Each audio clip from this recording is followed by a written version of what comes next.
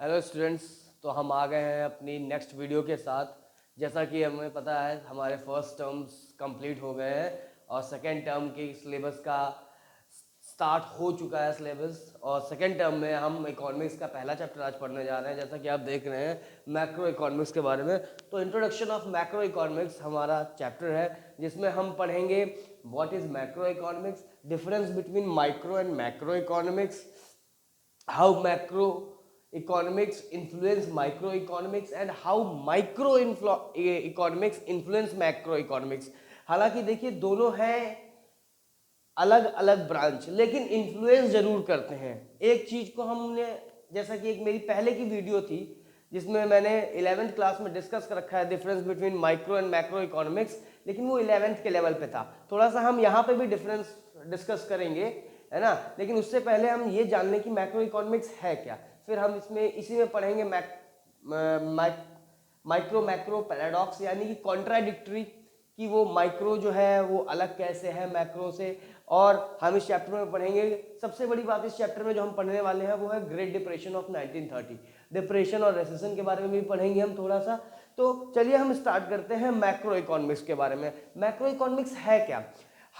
ये वो इकोनॉमिक्स की एक ब्रांच है जिसमें हम country as a whole problems जो हम पढ़ते हैं वो कंट्री की एज अ होल सारी प्रॉब्लम्स को हम पढ़ते हैं, या हम कह सकते हैं कि हम लोगों की एग्रीगेट डिमांड, एग्रीगेट सप्लाई, ठीक है, जब एग्रीगेट लेवल पे जाके हम स्टडी करते हैं कंज्यूमर बिहेवियर को, तो वो हम पढ़ते हैं मैक्रो इकोनॉमिक्स में। और जब हम इंडिविजुअल लेवल पे पढ़ते हैं तो हम पढ़ते हैं माइक्रो इकोनॉमिक्स में। तो हमें आज पढ़ना है मैक्रो इकोनॉमिक्स। तो मैं आपको सबसे पहले बता दूं, मैक्रो इकोनॉमिक्स के जो मॉडर्न फादर थे उनका नाम था जॉन मेनार्ड कीन्स। इन्होंने केनेशियन थ्योरी दी थी, जिसमें इन्होंने बताया था कि गवर्नमेंट का इंटरवेंशन जरूरी है मार्केट को मेंटेन करने के लिए। ये ऐसा क्यों कहा था ये हम आगे डिस्कस करेंगे, लेकिन उससे पहले हम आपको बता दें कि जैसे हम बोलते हैं father of economics Adam Smith, वैसे हम बोलते हैं father of modern economics John Maynard Keynes. Keynesians theory इन्होंने एडवोकेट की थी। तो हम देखते हैं, हमने डेफिनेशन में लिखा है the part of economics in which we study the behaviour of the aggregate of an economy as a whole, जिसमें हम इकोनॉमी के एग्रीगेट लेवल के बिहेवियर के बारे में पढ़ते हैं, उसको हम बोलते हैं macro economics. Like theory of employment, employment generation किसी एक के बेस पे तो डिफाइन नहीं किया जा सकता। किसके बेस पे डिफाइन किया जा सकता है सर? जब हम अपने यहाँ के सभी लोगों के बारे में बात करेंगे कि कितने परसेंट ऑफ द पॉपुलेशन में से कितने परसेंट लोग एम्प्लॉयड हैं, कितने percent of the people non employed है, तो वो टोटल की बात की, एग्रीगेट की बात की, तो मैक्रो इकोनॉमिक्स में। Theory of national income, national income मतलब हमारे यहाँ के लोगों की पर कैपिटा इनकम क्या है, हमारी नेशनल इनकम क्या है, ये सारा कुछ हम यहाँ पे डिफाइन करते हैं, यहाँ पे स्टडी करते हैं एग्रीगेट लेवल पे। फिर theory of money, money creation, money supply, ये सब क्या है, ये एग्रीगेट लेवल पे as a whole economy, as a whole world ये पढ़ा जाता है, तो इसको भी हम मैक्रो इकोनॉमिक्स में पढ़ते हैं। फिर theory of general price level, सारी गुड्स के प्राइजेस कितने क्या है, कैसे डिसाइड किए, सभी चीजों के लिए। तो जनरल लेवल पे, इंडिविजुअल लेवल पे नहीं, जनरल लेवल पे एज अ होल इकोनॉमी हम प्राइस डिसाइड करते हैं, तो हम मैक्रो इकोनॉमिक्स में पढ़ते हैं। Theory of international trade, international trade किसी एक के बेस पे तो हो नहीं सकती ना, सभी को मिला के होती है, एक कंट्री से दूसरी कंट्री से तीसरी कंट्री से, lots of countries are included. Export and import जब हम एक दूसरे से करते हैं तो वो भी हम मैक्रो लेवल पे पढ़ते हैं। अब देखिए, मैंने ये सारी चीजें एग्जाम्पल में आपको इसलिए दे दी क्योंकि आपके में जो अगला टॉपिक है वो scope and significances of macro economics. Scope and significances, scope क्यों पढ़ते हैं? हम इसलिए पढ़ते हैं ताकि हम थ्योरी ऑफ एम्प्लॉयमेंट को जान सकें। मतलब थ्योरी ऑफ एम्प्लॉयमेंट, कितने लोग एम्प्लॉयड हैं, और स्कोप साथ साथ में मैंने इनके स्कोप भी देखिए लिख रखे हैं, स्कोप लिख रखे हैं थ्योरी ऑफ एम्प्लॉयमेंट, साथ साथ में इनके सिग्निफिकेंसेस लिख रखे हैं मैक्रो इकोनॉमिक्स के। सिग्निफिकेंसेस क्या है? कंजप्शन के बारे में जान सकें, कितना कंजप्शन करते हैं कंज्यूमर्स, तो वो भी एम्प्लॉयमेंट थ्योरी में। Saving, full employment, under employment, सारा कुछ हम किसमें पढ़ेंगे? थ्योरी ऑफ एम्प्लॉयमेंट के बारे में, कि कितने लोग फुल्ली एम्प्लॉयड हैं, कितने लोग अंडर एम्प्लॉयड हैं, कि कैसे लोग सेविंग कर रहे हैं, कहाँ कहाँ से पैसा बचा रहे हैं, कैसे कंज्यूमर्स कंज्यूम कर रहे हैं। तो सबको हम एग्रीगेट लेवल पे पढ़ रहे हैं। वो हम पढ़ रहे हैं किसमें? Theory of employment. Theory of national income में अगर हम पढ़ेंगे तो इसमें हम पढ़ेंगे generation of national income. National income को कैसे जनरेट किया जाता है, मेथड्स हैं हमारे पास। आगे जब हम पढ़ेंगे by product method, income method and expenditure method. Product method से, इनकम मेथड से और एक्सपेंडिचर मेथड से। सर ये है क्या मेथड? ये हम आगे डिस्कस करेंगे। अभी हम इसके बारे में ऊपर से बस जान लें कि थ्योरी ऑफ नेशनल इनकम में हम क्या पढ़ेंगे? Generation of national income with the help of product method, income method and expenditure method. Theory of general price level. General price level में हम कहेंगे कि किसी भी चीज का क्या, कितनी एक्सेस डिमांड है, डिफिशिएंट डिमांड है, इन्फ्लेशन है, डिफ्लेशन है, ठीक है। प्राइजेस जो है वो क्या फ्लक्चुएट हो रहे हैं, गुड्स सर्विसेज के प्राइजेस कैसे हो गए हैं मनी के कंपैरिजन में। ये सारी चीजें हम जनरल प्राइस लेवल पे पढ़ेंगे इसी में, मैक्रो इकोनॉमिक्स में। Theory of money. Theory of money की बात करते हैं तो money generation, money supply, money कैसे जनरेट किया जाता है, मनी के सप्लाई के क्या क्या तरीके हैं, सब हम मैक्रो इकोनॉमिक्स में पढ़ेंगे। अब बात आई theory of international trade, transaction between two और more countries, balance of payment, determination of exchange rate. Balance of payment यानी कि हमने कहा बैलेंस ऑफ पेमेंट के बारे में पढ़ेंगे यहाँ पे, कि कैसे हम बैलेंस करते हैं पेमेंट को, क्या फॉरेन एक्सचेंज रेट हम डिसाइड करते हैं एक कंट्री से दूसरी कंट्री के कंपैरिजन में, है ना। ये सारी चीजें हम इंटरनेशनल ट्रेड में पढ़ेंगे। एग्रीगेट लेवल पे पढ़ते हैं, फिर वही बात, एग्रीगेट लेवल पे पढ़ते हैं तो हम मैक्रो इकोनॉमिक्स को पढ़ते हैं। Theory of economic growth.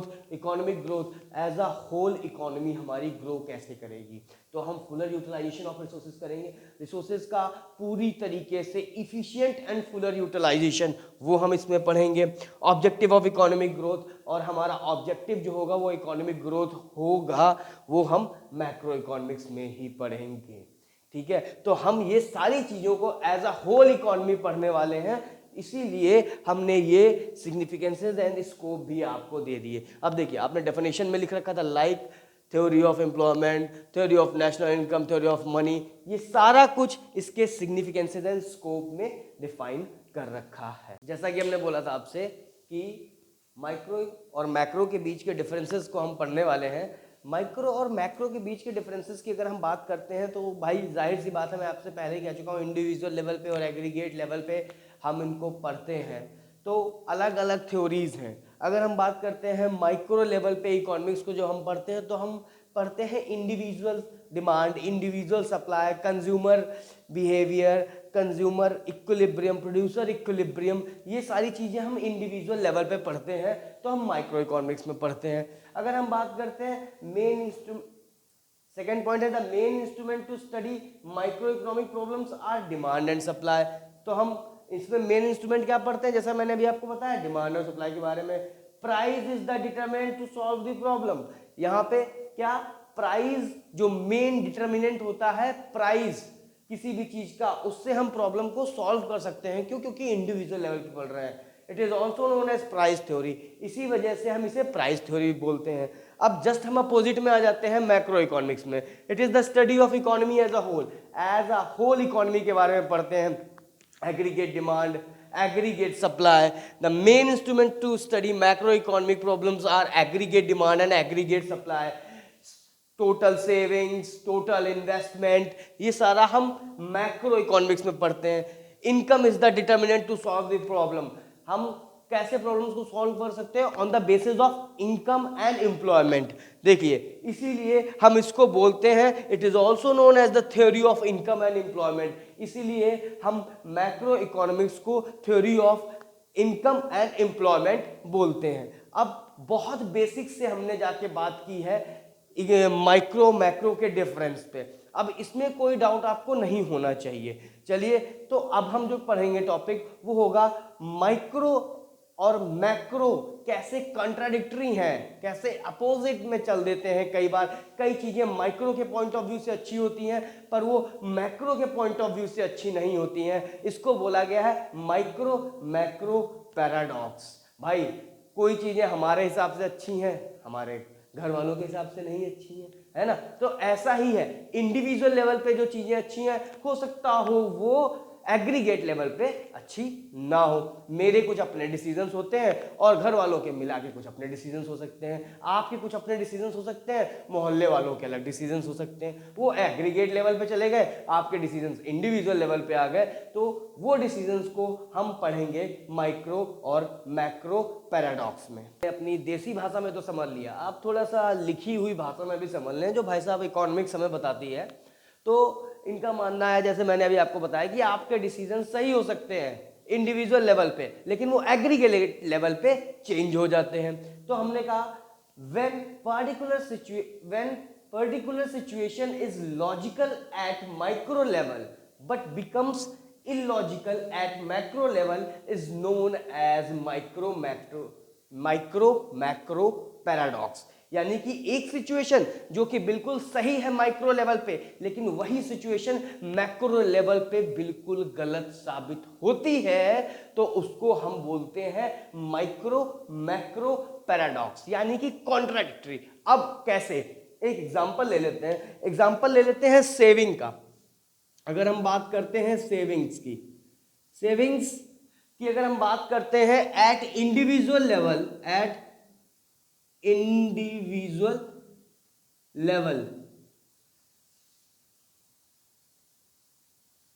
Individual level पे सेविंग क्या है, गुड है, अच्छा है।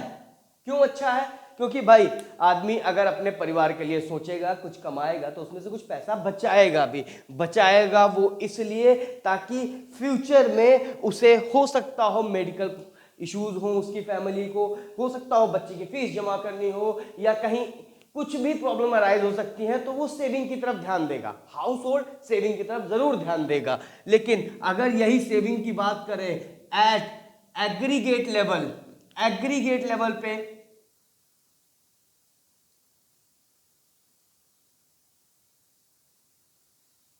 Not good. वाई? क्यों भैया सही नहीं है? इसलिए नहीं सही है, एग्रीगेट लेवल पे अगर हर कोई सेविंग ही करना शुरू कर देगा तो who is going to invest in the economy? तो इन्वेस्टमेंट कौन करेगा? और अगर इन्वेस्टमेंट नहीं होगा तो आपको क्या लग रहा है, प्रोडक्शन होगा? प्रोडक्शन नहीं होगा, आउटकम होगा, आउटकम नहीं होगा तो क्या इनकम जनरेशन होगी? नहीं होगी। इनकम जनरेशन नहीं होगी तो जाहिर सी बात है एम्प्लॉयमेंट नहीं होगा, तो इनकम जनरेशन नहीं होगी। तो जब इनकम जनरेशन नहीं होगी तो फिर से एक्सपेंडिचर हो पाएगा क्या? नहीं हो पाएगा। ये क्या है? एक सर्कल है। तो हमने अभी देखा जो चीज यानी कि सेविंग्स जो है वो माइक्रो लेवल पे, हाउस होल्ड लेवल पे अच्छी हैं, लेकिन वो मैक्रो लेवल पे अच्छी नहीं है। इन्वेस्टमेंट जो है मैक्रो लेवल पे अच्छा है। नाउ अगर हम बात करते हैं, एक और टॉपिक है micro depends on macro, interdependence of micro and macro. तो हमने दो पार्ट में डिवाइड कर दिया, micro depends on macro and macro depends on micro. अब कैसे ये एक दूसरे पे डिपेंडेंट करते हैं? देखिए अगर मैं बात करता हूं किसी एक कमोडिटी के प्राइस की, ठीक है, किसी एक कमोडिटी के प्राइस की,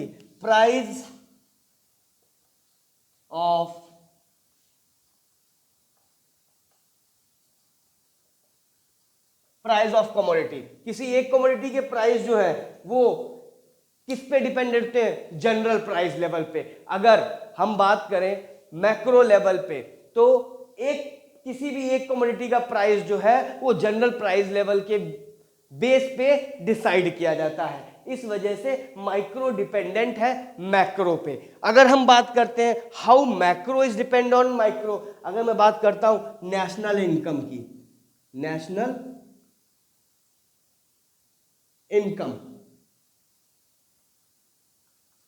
नेशनल इनकम जो है वो कैसे काउंट आउट की जाती है? सर ये विद द हेल्प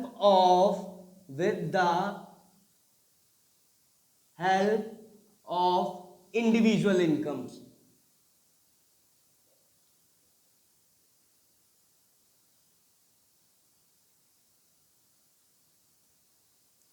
अब देखिए नेशनल इनकम कैसे काउंट की जाएगी? With the help of individual income. तो अब क्या हो गया? मैक्रो इकोनॉमिक्स भी डिपेंडेंट है माइक्रो पे। ये एक एग्जांपल के साथ हमने समझा how micro depends on macro and how macro is dependent on micro.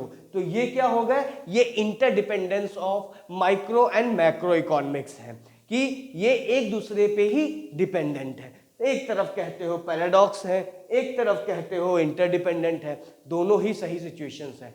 Paradox कुछ सिचुएशन में है, कुछ सिचुएशन में इंटरडिपेंडेंट भी है। जहां पे लड़ाई है वहां पे कई बार एक जैसी भी बातें आ जाती हैं और कहीं ना कहीं एक दूसरे से ही लिंक होते हैं। ऐसे ही हमारी इकोनॉमिक्स है, मैक्रो इकोनॉमिक्स है, जहां पे पैराडॉक्स का भी काम कर रही है माइक्रो के साथ और कहीं ना कहीं एक दूसरे से जुड़े भी हैं। तो हम देख सकते हैं how they are contradictory and how they are interdependent. तो अब जो हम आज की वीडियो अपनी यहीं पे फिनिश करते हैं। प्लीज लाइक एंड सब्सक्राइब, और हम नेक्स्ट में वीडियो में जरूर डिसाइड करेंगे कि अब हमें कितना अच्छे से और कितनी स्मार्ट वे में स्टडी करनी है, क्योंकि यहाँ पे हमें ज़्यादातर थ्योरेटिकल पॉइंट्स को लिखना होगा। तो उसके लिए आपको लिख के देखना हर चीज़ को ज़रूरी है। ज़्यादा से ज़्यादा लिखेंगे तो ज़्यादा से ज़्यादा कॉन्सेप्ट यहाँ पे बैठा रहेगा। Okay, till then goodbye, take care.